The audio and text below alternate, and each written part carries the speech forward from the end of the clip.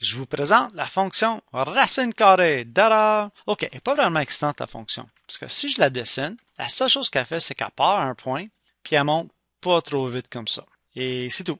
Donc, il y a deux choses qu'on veut savoir sur ce graphique-là. C'est vraiment, ben pour la dessiner, c'est là. On veut savoir le point de départ, d'où part la fusée, et est-ce que la fusée va aller à droite, elle va-tu aller à gauche, ou elle va-tu aller en haut, ou en bas, dans quel cadran qu'elle s'en va. Mais la formule est trop simple comme ça. Ça, c'est la formule sous la forme canonique. Et j'ai 4 paramètres. J'ai le A, le B, le H et le K. Et ça donne que deux des paramètres, le H et le K, me donnent le point de départ de la fusée et le A et le B me donnent à quelle direction, dans quel cadran elle s'en va. Donc là, je vais vous expliquer comment décortiquer ça. Le H ici et le K, c'est la coordonnée du sommet.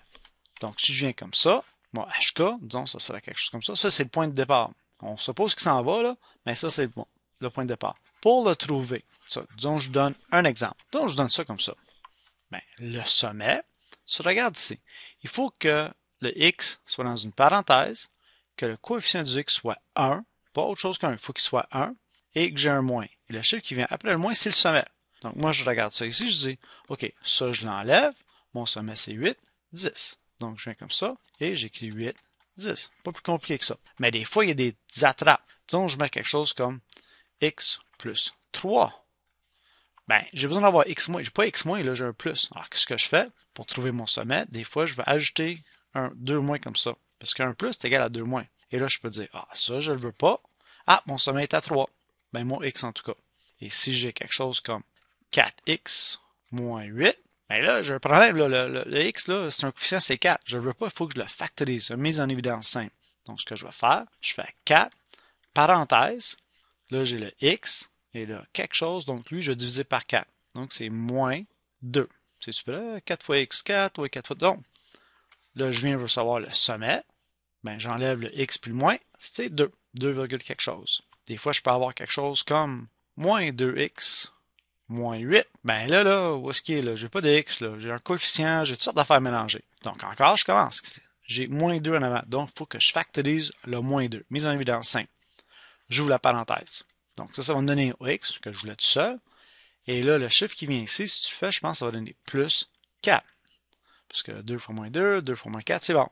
Et là, tu dis encore, il faut encore un moins, là. OK, enlève ça, mets 2 moins, et mon sommet, valeur de x, je barre ça ici, c'est moins 4. Donc, je vais avoir moins 4 quelque chose.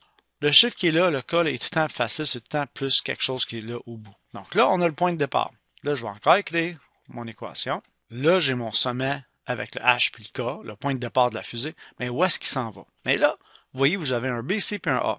Ils sont vraiment importants, là, mais on ne veut pas savoir la valeur de A. Ça peut être 3, 4, 5. Le chiffre, on s'en fout. C'est le signe qui vient en avant. C'est-tu un plus? C'est-tu un chiffre positif, négatif, positif, négatif? Alors, si je fais le cadran comme ça, disons je pars, mon point de départ, il est là.